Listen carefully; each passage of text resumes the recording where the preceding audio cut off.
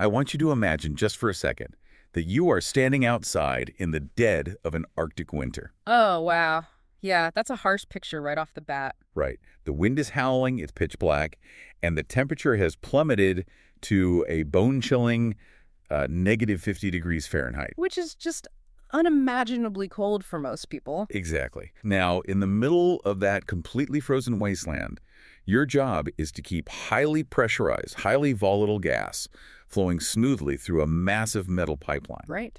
And if that gas stops, entire supply chains freeze, and cities literally lose their heat. Yeah, the physical realities of that environment are just brutal on infrastructure. You are dealing with thermal contraction where the metals shrink, they become brittle, and all the engineering tolerances tighten up. Which sounds like a nightmare. It is. And at the exact same time, inside that pipeline, you have these intense internal pressures and abrasive corrosive fluids moving at incredibly high velocities. Okay, let's unpack this, because keeping that system alive relies entirely on components that we almost never see.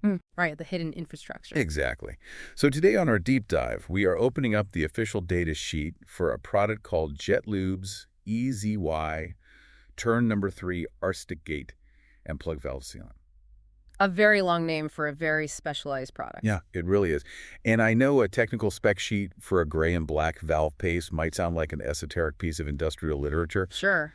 But it actually reads like an extreme survival blueprint. Yeah. We're looking at a proprietary blend of oils and solid lubricants thickened with inorganic materials that is specifically engineered to be the literal glue preventing catastrophic failures in the harshest environments on Earth. What's fascinating here is that a pipeline's integrity ultimately comes down to its moving parts, mostly the valves. Right. You can build a pipe out of the strongest high-carbon steel on the market, but if the massive plug valves that actually control the flow of the gas seize up or gall or leak, well, Sure. The entire system fails. It just shuts down. Exactly. The sealant injected into those valves has to operate in a physical arena where almost every other state of matter breaks down. And the numbers on this data sheet highlight that perfectly. The thermal operating window is just staggering. It really is. It states this paste remains pumpable down to negative 58 degrees Fahrenheit, which is negative 50 Celsius. Which is incredibly low. Yeah. And concurrently, it maintains an upper temperature limit of 500 degrees Fahrenheit or 260 Celsius with a flash point greater than 500 degrees. And we really need to look at the mechanics of why that dual nature requirement is so incredibly difficult to achieve in chemical engineering. Because usually it's one or the other, right? Exactly. Typically, lubricants are designed to favor one extreme. If you formulate a grease for high temperature stability, it usually has a high viscosity base oil. Okay. And that oil basically turns into a solid, unworkable block of wax the moment temperatures drop below freezing. Which is kind of like trying to squeeze out toothpaste that you left in a deep freezer. That's a perfect analogy, yes. Which would be a total nightmare for a maintenance crew out on the Alaskan tundra. Oh, absolutely. And the sheet specifically uses the word pumpable at negative 58 degrees. It's not just that the sealant has to survive the cold. The operators actually have to hook up high-pressure grease guns and physically force this material through narrow Zerk fittings and injection ports into a freezing block of metal. Right, so the viscosity curve has to be remarkably flat. If the sealant solidifies or, even thickens up just a little too much, it blocks the injection port completely. Wow. And then what happens? Well, you end up with a dangerous condition where the line pressure from the grease pump spikes rapidly. Oh, so the operator thinks it's working. Exactly. The operator thinks the valve is fully lubricated because of the pressure reading, but in reality, the paste hasn't spread across the internal surfaces at all. That's terrifying. Yeah, the valve basically remains dry and vulnerable. So Jet-Lube solves this by using an inorganic thickener. Let's drill down into that mechanism a bit. Yeah. Because usually temperature swings drastically alter a material's physical state. If I think about standard organic thickeners, they expand or contract wildly with temperature, right? Usually, yes. So how does an inorganic thickener actually stabilize this paste? Think of the inorganic thickener as a microscopic, three-dimensional physical scaffold that, it just doesn't care about temperature. It just sits there. Right. Unlike organic soap-based thickeners that melt when they get hot or freeze when they get cold, this inorganic matrix remains structurally static. Okay, I'm with you. It essentially traps the proprietary base oils within its lattice. So when the temperature plunges down to negative 58, the scaffold physically prevents the oil molecules from fully crystallizing into a solid. Oh, wow. Yeah, it keeps the overall structure malleable. And I imagine that same scaffold works in reverse when the valve gets scorching hot from, say, mechanical friction or compressed gases. Precise. Because the datasheet lists a very specific and frankly kind of wild metric for this. It says the evaporation loss is less than 0.5% over 24 hours at 150 degrees Celsius. Yeah, and that % metric is the absolute key to the whole high temperature side of the equation. Really? Just that tiny number? Yeah, because when standard lubricants are subjected to sustained heat baking, the lighter oil fractions volatilize. I mean, they literally boil off and evaporate into thin air. Leaving behind what? Just the dried out thickener? Exactly. You are left with this dry, caked-on, ash-like residue that offers zero hydrodynamic lubrication. Yikes, that sounds bad. It is. It essentially becomes an abrasive powder right inside the valve. But because this inorganic scaffold holds onto the base oil so tightly, and because the base oils themselves are highly refined to remove those volatile light fractions, it just doesn't evaporate. So it actually stays where it's supposed to. Right. If a pipeline operator injects this into a compressor station valve running at 300 degrees, they know the sealant will still be physically present and working months later. Man, so surviving the weather is clearly a massive engineering hurdle.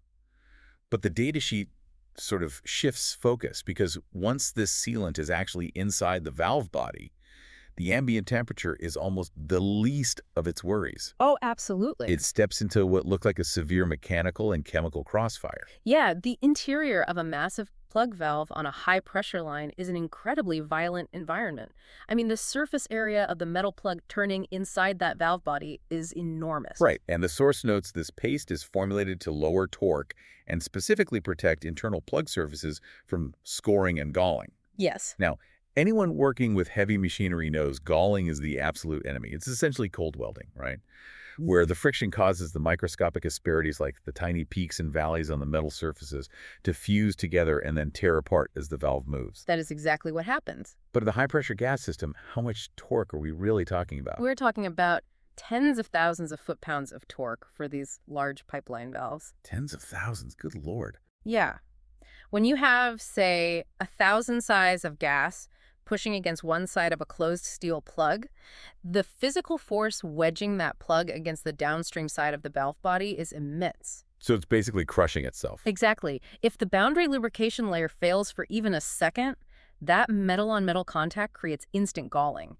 Scars are literally gouged into the steel. Which completely ruins the integrity of the seal, right? Yeah. Like the gas just starts leaking past the closed valve through those microscopic gouges. Right. And operationally, a high torque situation means the valve might just seize entirely. Just freeze up. Yeah. If an automated actuator tries to turn a galled valve, it can easily burn out the motor or actually snap the heavy steel valve stem in half. Wow. So by creating this unbreakable high film strength barrier, the sealant ensures the metal surfaces never actually touch. The plug just glides on a microscopic layer of oil and solid lubricants, which drastically drops the rotational force needed to open or close it. Okay, that makes perfect sense for the mechanical side, but then we introduce the chemical attack, which is a whole other beast. Oh, definitely. The spec sheet states the EZY-TURN #3 ARCTIC is highly resistant to heavy H2S. So, hydrogen sulfide or sour gas, as well as saline and salt water. Which are all very corrosive. Right. But the specification that stands out the most to me is its resistance to all aliphatic hydrocarbons.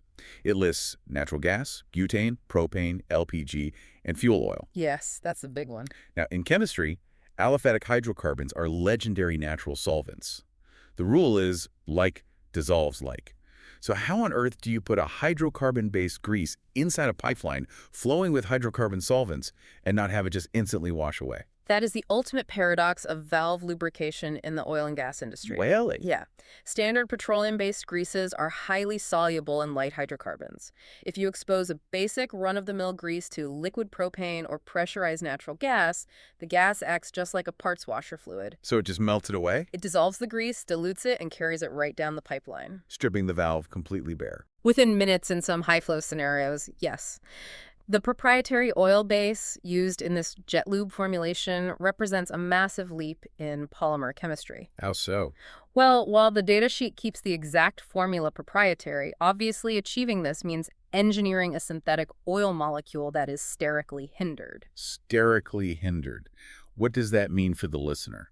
Basically, the molecular structure is arranged in such a bulky, complex way that the solvent molecules simply cannot attach to it to break it apart. Oh, okay. So it's basically wearing chemical armor. That's a great way to put it. It creates an impenetrable film. The aliphatic hydrocarbons wash over the sealant all day long, but they cannot dilute it or absorb it. That's wild. And this is why it works so effectively, not just as a lubricant, but as a true sealant. It physically blocks the gas from migrating through any microscopic gaps in the valve assembly, which prevents fugitive emission. Here's where it gets really interesting, though. We have established that this heavy gray and black paste is basically a chemical fortress. It repels natural solvents. It survives the highly corrosive and brittling effects of toxic H2S. It shrugs off marine saltwater environments. And it doesn't flinch at 500-degree heat. It's tough stuff. Very tough. Logically, given all those extreme industrial properties, you would assume this compound is a regulated, highly toxic, hazardous material.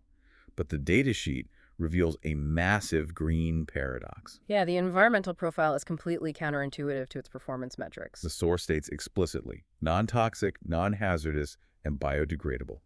It says it contains absolutely zero components listed as federal hazardous wastes. Which is huge. But I have to push back on this. How can a heavy-duty industrial paste with a density of 8.80 pounds per gallon, which is heavier than water that fights off sour gas and butane, just harmlessly biodegrade in the dirt? Well, if we connect this to the bigger picture, it really reflects the modern reality of infrastructure management. Okay. The engineering has evolved past just achieving raw performance. It now has to actively solve for environmental liability. Right, because spills happen. Exactly. Now, biodegradability doesn't mean it breaks down easily inside the valve itself. Oh, okay. So it's not rotting in the pipe. No, not at all. It means that the specific synthetic oils and organic components used, once they are exposed to soil microbes, oxygen, and UV light in the outside environment, they can actually be metabolized by bacteria over time.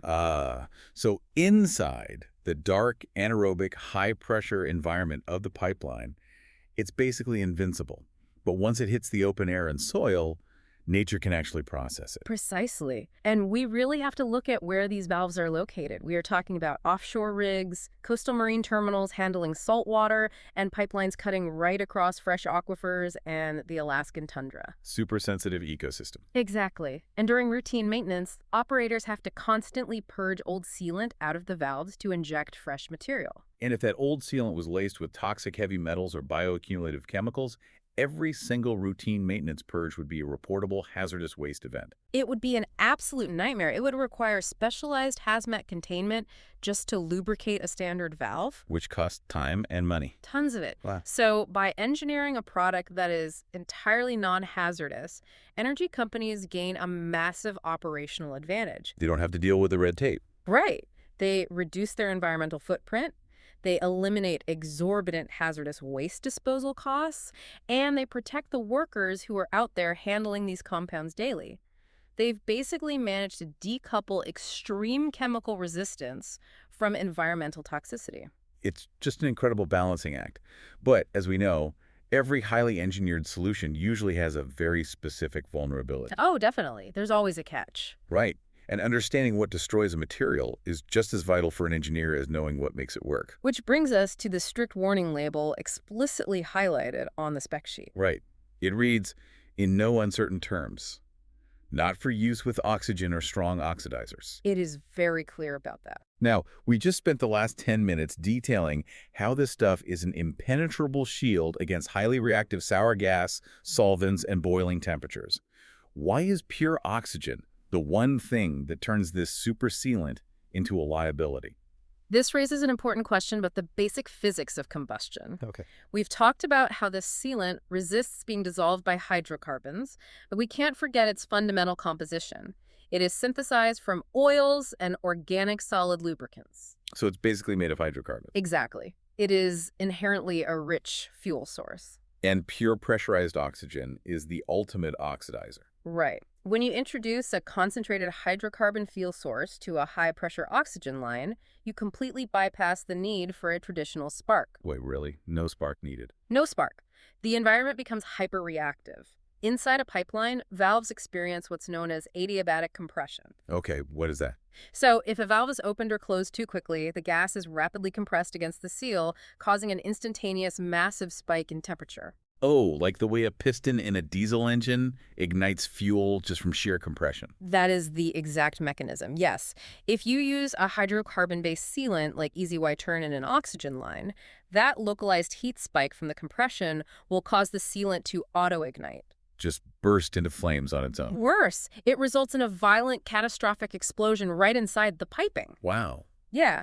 So while it is completely inert to aliphatic hydrocarbons, it is fundamentally incompatible with pure oxygen service. It is a really critical distinction in industrial engineering. Which leads to a fascinating operational dilemma, I think. Because if you have engineered a paste to be completely impervious to solvents so that it survives in a natural gas pipeline, Yeah. how do you ever get it out? That is the trick, isn't it? Yeah. I mean, valves eventually need to be broken down, inspected, and rebuilt. You can't just leave the old hardened sealant in there forever. It is the classic paradox of chemical engineering. You spend millions of dollars developing a solvent-resistant compound, and then you have to figure out a way to magically dissolve it on demand. Right. Now, the datasheet does provide a cleanup protocol. It notes that conventional solvents will eventually work, things like methanol, ethanol, IPA, chlorinated solvents, and acetone. They will work, eventually. But using something like pure acetone on a live natural gas pipeline pad sounds incredibly dangerous. It is. The vapor pressure of acetone is extremely high, and it is highly flammable. Yeah. If a maintenance crew is breaking down a valve on a live gas pad, introducing an open bucket of volatile, highly flammable solvent is a massive safety hazard. The vapor cloud alone is a huge explosion risk. And you totally compromise the entire green initiative we just talked about. Exactly. Because Okay. now you have to dispose of gallons of acetone mixed with heavy grease, which is definitely a regulated hazardous waste. Which is why Jet-Lube engineered an entire ecosystem around their product. Right. The spec sheet heavily recommends using their proprietary counterpart, a solvent called EZY-Open. Yeah, they had to create their own solution. The sheet describes EZY-Open as a safe, oxygenated solvent that is specifically designed to penetrate and dissolve these heavy-duty sealants. And crucially, it maintains the non-flammable, non-toxic, and biodegradable profile. They essentially built the ultimate lock and then engineered a very specific, environmentally safe key to open it. That's a great way to think about it. It allows crews to break down the hardened, aged paste safely without introducing flammable vapors to the worksite or generating any hazardous chemical runoff. It's brilliant. It really represents a complete life cycle solution, from the moment it's injected in the freezing tundra to the very moment it is safely flushed out and left to biodegrade. So what does this all mean? We started out looking at a few pages of highly technical data, just the specs, for EZY-TURN number 3 Arctic. Very dry reading on the surface. Right, but what we actually uncovered is the microscopic silent war being fought inside the infrastructure that powers our entire world. It's true. It is the story of a non-toxic paste that battles negative 58-degree freezes, absorbs 500-degree heat, and repels relentless chemical solvents, all just to ensure that massive metal components don't tear themselves apart. It really highlights the unseen complexity of modern life. I mean, we rely on energy arriving reliably to our homes and cities, completely unaware of the extreme chemistry and delicate environmental balancing acts required to keep those high-pressure valves turning safely. Which leaves you with something pretty fascinating to think about. Definitely. The next time you're standing in the bitter cold and you hear a furnace kick on, consider the immense chain of hidden technology that made it happen. If chemical engineers ever hit a hard limit on what specialized compounds like this can survive, if we can no longer push the boundaries of friction and extreme temperature, does that dictate the absolute physical limit of how far human infrastructure can actually expand? That's a profound thought. Because without the paste holding the valves together, the entire system simply stops.